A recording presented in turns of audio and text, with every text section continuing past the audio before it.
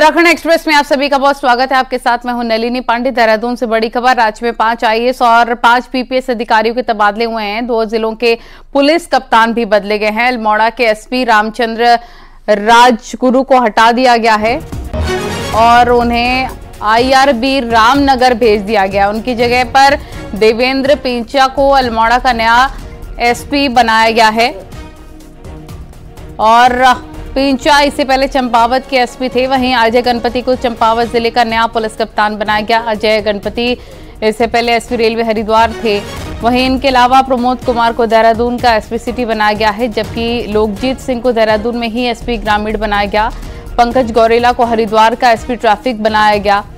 इनके अलावा देहरादून में बतौर एसपी सिटी तैनात सरिता डोभाल को हरिद्वार भेज दिया गया है।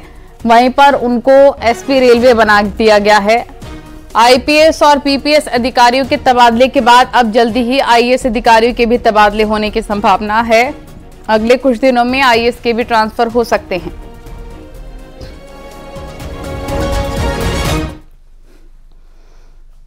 और देहरादून से बड़ी खबर मिल रही है, जहां पर हेड कांस्टेबल जितेंद्र कुमार पर एफआईआर दर्ज कर ली गई है। जितेंद्र कुमार पर आरोप है कि उसने पुलिस लाइन में शुक्रवार सुबह की परेड के दौरान सीनियर ऑफिसर के साथ अभद्रता की, साथ ही आक्रामक होकर हमला करने की कोशिश की।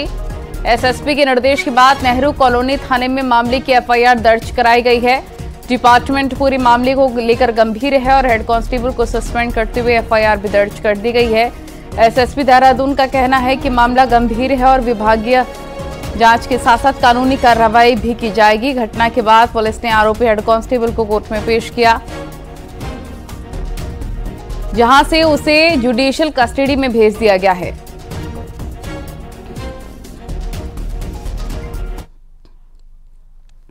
पहाड़ों पर चल रही रोडवेज की पुरानी और खटारा बसों की जगह पर जल्द ही नई बसें नजर आएंगी। सीएम पुष्कर सिंह धामी ने सुरक्षा को देखते हुए पहाड़ों के रूट पर नई गाड़ियां लगाने के लिए कहा है। सीएम धामी ने इसके लिए आदेश जारी कर दिए हैं। सीएम धामी ने अधिकारियों को निर्देश भी दिया है कि अयोध्या के लिए देहरादून, हल्द्वानी और हरिद्वार से बसों का संचालन किया जाए। साथ ही हादसों को रोकने के लिए क्रैश बैरियर और गाड़ियों की फिटनेस पर भी ध्यान देने को कहा है। पिछले 2 साल में परिवहन निगम के हालात में भी सुधार है। पिछले साल 29 करोड़ तो इस बार अब तक परिवहन निगम को 27 करोड़ का फायदा हुआ है।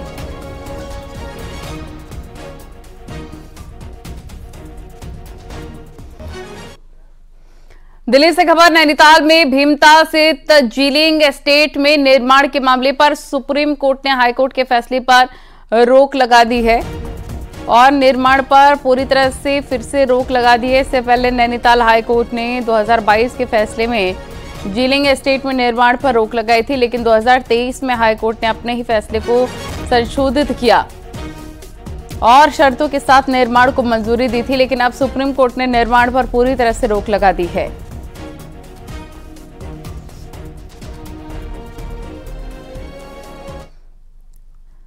देहरादून से खबर। यहां के सिंगली में गुलदार ने 26 दिसंबर को एक बच्चे का शिकार किया था, जिसके बाद अब वन विभाग गुलदार को ट्रैकुलाइज करेगा। चीफ वाइल्ड लाइफ वार्डन की तरफ से इसकी परमिशन मिल गई है और जल्दी ही अब गुलदार को ट्रैकुलाइज करके पकड़ा जाएगा।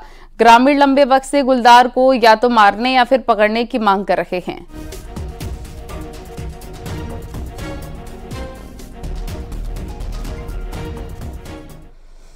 उत्तरकाशी में अपर यमुना वन प्रभाग में गुलदार का आतंक काफी ज्यादा बढ़ता जा रहा है। यहां पर बड़कोट के कृष्णा गांव के पास बाइक सवार पर गुलदार ने हमला कर दिया, जिसमें बाइक सवार घायल हो गए। गुलदार के हमले के बाद भी युवक ने बाइक नहीं रोकी, जिससे युवक की जान बच गई। गुलदार क्षेत्र में अब तक 3 लोगों को घायल कर चुका है। वहीं लोगों ने वन विभाग से गुलदार को पकड़ने की मांग की। घायल युवक का सीएससी में इलाज चल रहा है।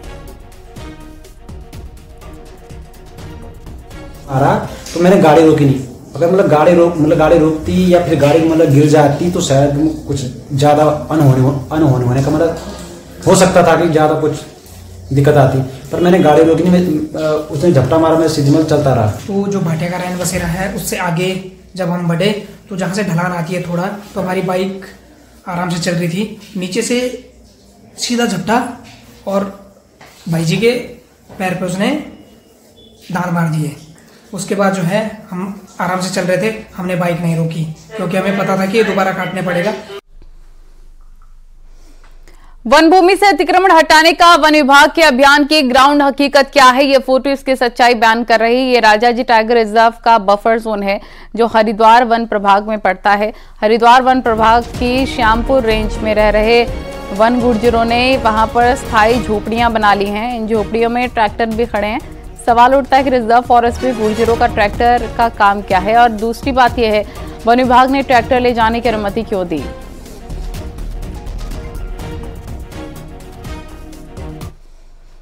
हरिद्वार जिले के लक्सर क्षेत्र में एक बड़ा हादसा होने से टल गया। दरअसल एक किसान अपनी गन्ने की फसल को ट्रैक्टर पर लाद ला रहा था और रास्ते में गंगा नदी के आने पर उसने अपनी गन्ने समेत ट्रैक्टर ट्रॉली को 2 नाव से पार कराने की कोशिश की। तभी अनियंत्रित होकर नाव एक तरफ झुक गई, जिससे गन्ने से लदी ट्रैक्टर ट्रॉली गंगा में समा गई। आनंद फानंद में नाव चालक और किसान ने गंगा में छलांग लगा दी। गनीमत ये रही किसान का जलस्तर कम होने की वजह से कोई हादसा नहीं हुआ।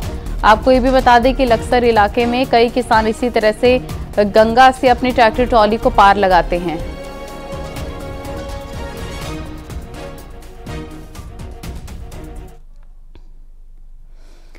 टेरी में वन विभाग द्वारा अवैध रूप से लाई गई लकड़ी की बड़ी खेप बरामद की गई है और लकड़ी का कोई भी दावेदार नहीं होने पर लकड़ी को सीज करके मामले की जांच की जा रही है। नई टिहरी वन विभाग की टीम द्वारा गश्त के दौरान डूंगी धार में एक दुकान के सामने टून की कटी हुई लकड़ी पड़ी थी, जिसकी कीमत करीब 8 लाख के आसपास बताई जा रही है। टीम द्वारा आसपास पूछताछ की गई तो मालिकाना हक नहीं मिलने के कारण विभाग द्वारा लकड़ी को सीज कर दिया गया और मामले की जांच की जा रही है। वैल्यू के हिसाब से बताऊं तो करीब 7-8 लाख रुपए से ऊपर का माल है। तो ये हमने सीज कर दिया है। चूंकि इसके बारे में अभी स्पष्ट जानकारी नहीं है तो जांच के लिए अपने पास हमने इसको सीज कर दिया है। अभी इसके अगर कोई दावेदार आएगा तो उस पर नियमानुसार कार्रवाई की जाएगी। देहरादून में मुख्यमंत्री पुष्कर सिंह धामी ने स्टाफ मीटिंग लेने से पहले राम भजन सुना और सीएम राम भजन के साथ मीटिंग की शुरुआत करते नजर आए। पीएम मोदी ने एक राम भजन का वीडियो ट्वीट किया था, जिसे आज मीटिंग से पहले सीएम पुष्कर सिंह धामी ने सुना और भजन सुनकर मीटिंग की शुरुआत की।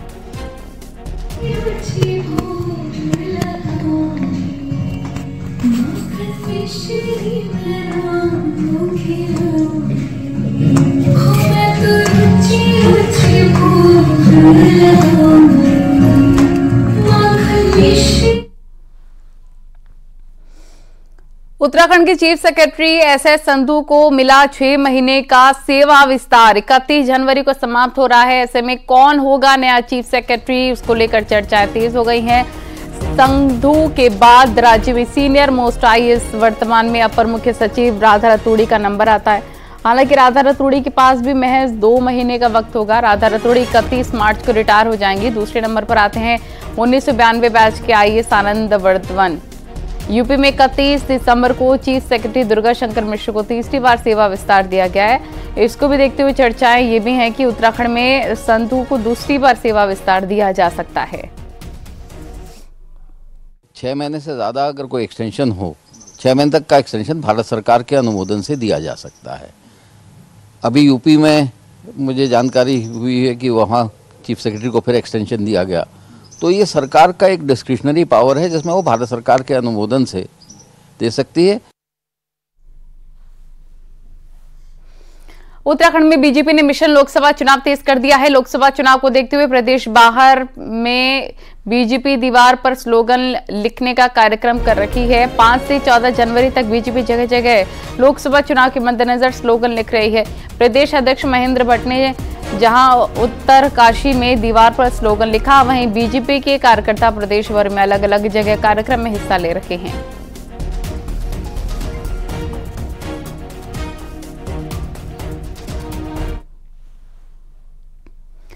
केंद्र की मोदी सरकार उत्तराखंड पर खूब मेहरबान है, लेकिन इस मेहरबानी का फायदा राज्य को समय से नहीं मिल पा रहा है। आखिर क्या है इसकी वजह, देखिए रिपोर्ट में।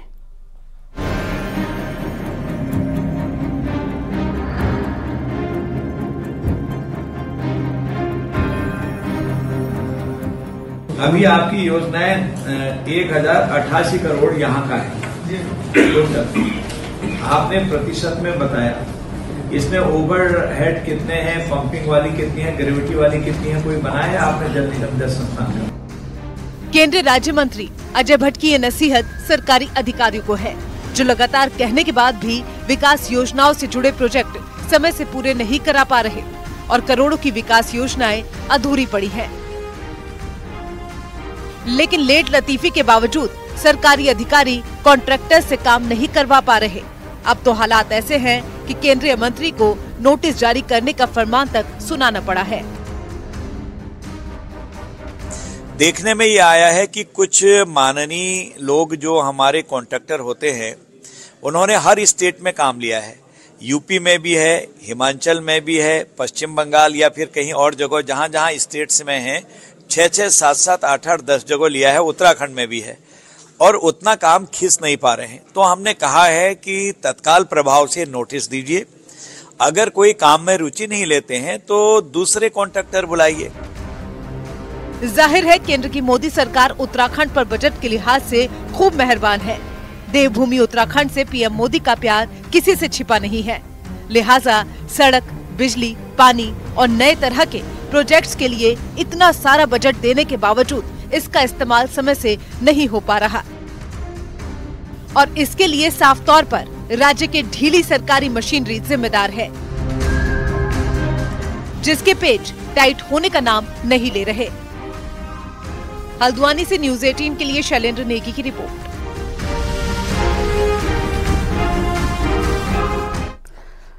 राज्यसभा सांसद अनिल बलूनी की अगुवाई में आज नैनीताल बैंक का प्रतिनिधिमंडल केंद्रीय वित्त राज्य मंत्री भगवत कराड़ से मिला और द नैनीताल बैंक का बैंक ऑफ बड़ौदा में विलय की मांग रखी। दिल्ली में ये मुलाकात हुई जिसमें अनिल बलूनी ने भगवत कराड़ को बताया नैनीताल बैंक में 1922 में स्थापित ऐसा बैंक है जो उत्तराखंड के विकास से जुड़ा है और हर जिले में उसकी करीब 100 ब्रांचेस हैं। ऐसे में अगर द नैनीताल बैंक का विलय ऑफ इंडिया बड़ौदा में होता है तो ये उत्तराखंड के विकास में भी फायदेमंद होगा। वहीं केंद्रीय वित्त राज्य मंत्री भगवत कराड़ ने कहा है कि वो इस मांग को लोकसभा की याचिका समिति और रिजर्व बैंक की सिफारिशों पर बैंक ऑफ बड़ौदा प्रबंधन से बात करेंगे और इस दिशा में उचित कार्रवाई की जाएगी। अनिल बलूनी ने नैनीताल बैंक प्रतिनिधिमंडल को आश्वस्त किया है कि बैंक और प्राइवेट हाथों में नहीं दिए जाना चाहिए।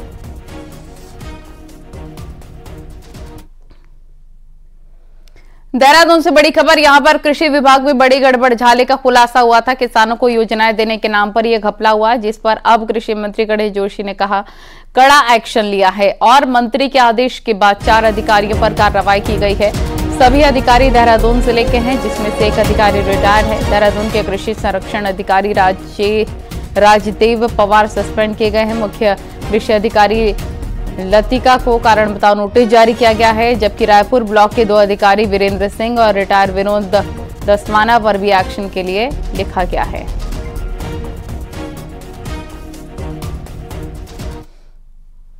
पिथौरागढ़ में सेना द्वारा 22 गांवों का रास्ता रोके जाने का मामला तूल पकड़ने लग गया है। प्रभावित ग्रामीणों ने सेना के खिलाफ डीएम ऑफिस के साथ सेना मुख्यालय में भी प्रदर्शन किया। ग्रामीणों का कहना है कि सेना ने सदियों से चले आ रहे उनके रास्ते को बंद कर दिया है, जिस कारण वे अपने मंदिरों में पूजा अर्चना के लिए नहीं जा पा रहे हैं। साथ ही ग्रामीणों ने चेतावनी दी है कि अगर उनके रास्तों को नहीं खोला गया तो आंदोलन को बड़े स्तर पर किया जाएगा। वहीं पर दर्जाधारी राज्य मंत्री गणेश मंत्री का कहना है कि पूरे मामले से सीएम पुष्कर सिंह धामी को अवगत कराया जा रहा है। घर घर जा रहे हैं अक्षत लेके, राम मंदिर की क्या नाम कहा वो करने के लिए, पूजा के लिए अक्षत इकट्ठा कर रहे हैं। और एक तरफ से हमारे क्या नाम कहा जो हमारी धार्मिक स्थल है, हमारे जो हमारे पूर्वजों से पूजा हुआ जो हमारे शिव का मंदिर है, वहाँ पर रास्ते रोक दिए जा रहे हैं। राजनाथ सिंह जी देहरादून आने वाले हैं, उससे पूर्व मैं माननीय मुख्यमंत्री जी के ये समस्या से अवगत कराकर माननीय मुख्यमंत्री जी से निवेदन करूंगा कि शीघ्र ही शीघ्र इन समस्याओं का समाधान कर। उत्तरकाशी में सूखी ठंड का प्रचंड कहर देखने को मिला, जिससे कि नदी, झरने, झील जम चुके हैं और स्थानीय लोग अलाव का सहारा ले रहे हैं।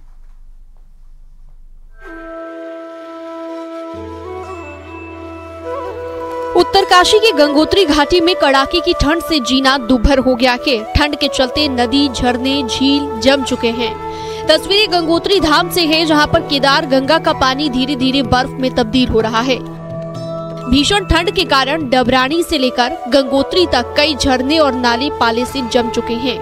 धराली के पास 7 क्षेत्र के ताल के भी अधिकांश हिस्से पाले की चपेट में आ गए हैं। वहीं ठंड के कहर से बचने के लिए लोग अलाव का सहारा ले रहे हैं। दूसरी तरफ दिसंबर से अब तक बारिश बर्फबारी न होने से भी दिक्कतें बढ़ रही हैं। मौसम की मार फसलों पर भी पड़ने लगी है, जिससे किसानों की चिंता भी बढ़ गई है। यहाँ पे परेशानी यही है कि पानी से जो है पूरे पाइप जो है जम चुके हैं और पानी में बहुत ज़्यादा दिक्कत आ रही है लोगों को। और अब इस समय जो है मौसम की मार ऐसी है कि अगर आजकल में अगर बर्फ नहीं पड़ती है तो किसानों की हालत जो है बहुत खराब हो जाएगी। ठंड का कहर पूरे जिले में देखा जा रहा है, जिससे जिला अस्पताल में मरीजों की संख्या में भी इजाफा हुआ है। डॉक्टर लोगों को ठंड से बचने की सलाह दे रहे हैं। तो ठंड का प्रकोप बहुत ज़्यादा बढ़ गया है, जिससे के कारण जो है सर्दी, जुकाम, खांसी, बुखार और इनके मरीज जो है बच्चों में ये सब चीज़ें बहुत ज़्यादा हो गई हैं। और बच्चों की चूँकि इम्यूनिटी बड़ों के मुकाबले थोड़ी कम रहती है, बच्चों की और बुजुर्गों की, तो इन दोनों मरीजों पे, इन दोनों वर्गों के मरीजों में ये जो ठंड का जो असर होता है वो ज़्यादा होता है। तो ऐसे में यही है कि अपना थोड़ा सा ख्याल रखें, सावधान रहें। आवश्यकता अनुसार कंबल वितरण करें और अलाव जलाने की कार्रवाई करें जो मुख्य चौराहे हैं वहाँ पर, और इसके लिए उनको आवश्यक धनराशि भी दी गई है। और यदि कहीं ऐसी कोई इसमें कमी पाई जाएगी तो उसको भी ठीक किया जाएगा। पहाड़ में ठंड की दोहरी मार पड़ रही है। झरने और पानी के स्रोत जम चुके हैं। वहीं शीतलहर ने ठिठुरन को और ज्यादा बढ़ा दिया है। दूसरी तरफ लोग बारिश और बर्फबारी की राह देख रहे हैं, ताकि सूखी ठंड के अटैक से थोड़ी राहत मिल सके। न्यूज़ 18 के लिए उत्तरकाशी से बलबीर की रिपोर्ट।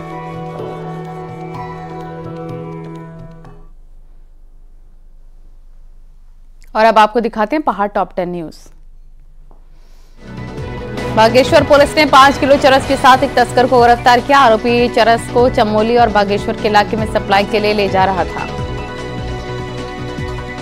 उत्तरकाशी के बड़कोट में गुरिल्लाओं ने रोजगार और पेंशन की मांग को लेकर प्रदर्शन किया। साथ ही तहसील में एसडीएम से मुलाकात कर आवश्यक कार्रवाई करने की मांग की।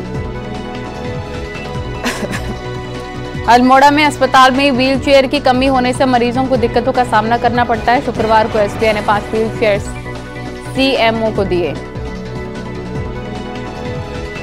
रुद्रप्रयाग के धौलसारी के लिए करीब 4 साल पहले सड़क स्वीकृत हुई थी, लेकिन अभी तक की निर्माण काम शुरू नहीं हो पाया, जिससे नाराज होकर लोगों ने पीडब्ल्यूडी ऑफिस का घेराव किया।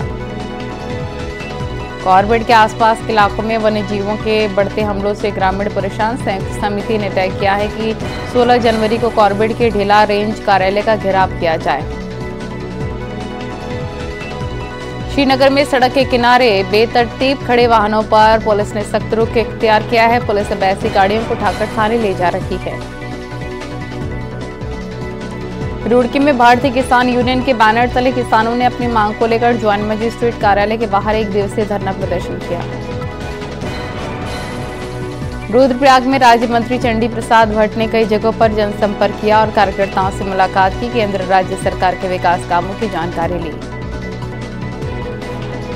22 जनवरी को राम मंदिर प्राण प्रतिष्ठा के दिन हरिद्वार में हर की पैड़ी को भी सजाया जाएगा। हर की पैड़ी पर दिए जलाए जाएंगे, साथ ही आतिशबाजी भी की जाएगी। अमर शहीद श्रीदेव सुमन के जीवन पर आधारित गढ़वाली फिल्म को अब टिहरी में लोग बड़े पर्दे पर देख सकेंगे। फिल्म निर्माता ने टिहरी सिनेमा में फिल्म को रिलीज किया।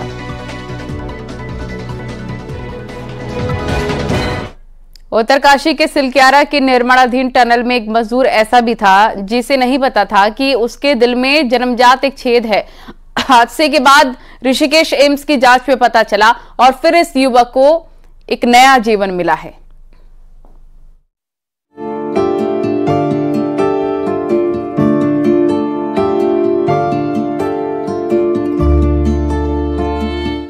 उत्तरकाशी के सिलक्यारा टनल में फंसे 41 लोगों में 22 साल का पुष्कर सिंह एरी भी फंसा हुआ था, जो चंपावत के टनकपुर के छीनी गोट गांव का रहने वाला है।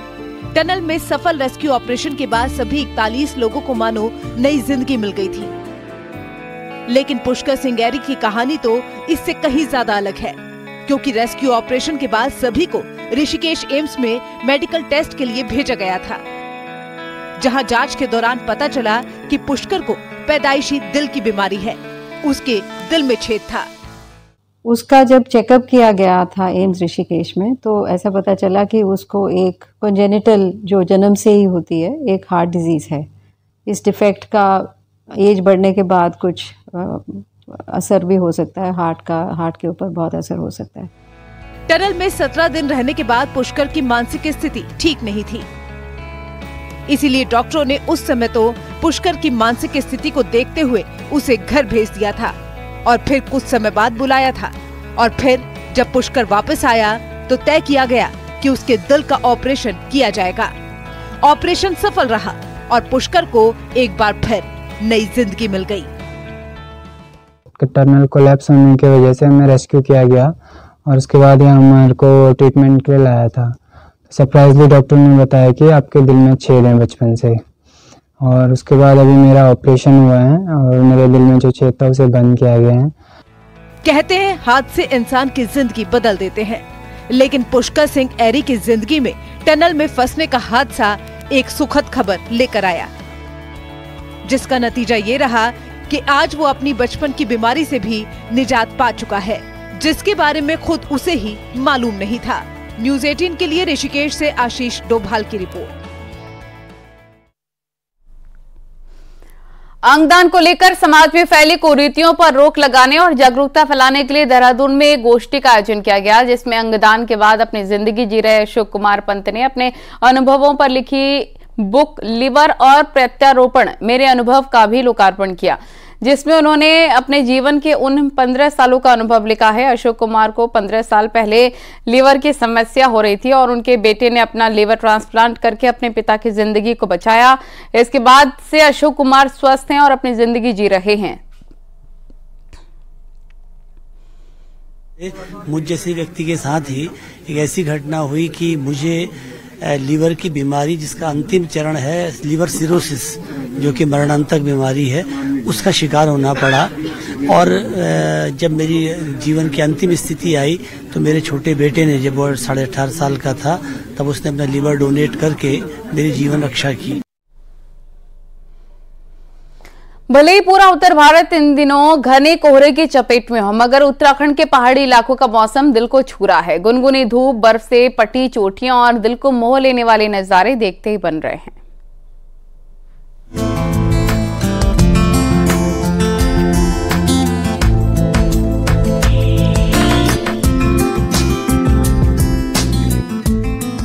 गर्मी हो या सर्दी, पहाड़ों में मौसम हमेशा ही खुशनुमा नजर आता है। इन दिनों जहां पूरा उत्तर भारत घने कोहरे की चपेट में है, तो वहीं पहाड़ों में खिली धूप हर किसी को अपनी ओर खींच रही है। ऊंची चोटियों में हुई हल्की बर्फबारी के बाद तो नजारे देखते ही बन रहे हैं। बर्फ में लिपटी चोटियां कुछ ऐसा एहसास दिला रही हैं जैसे पूरा पहाड़ संगमरमर से बना हो।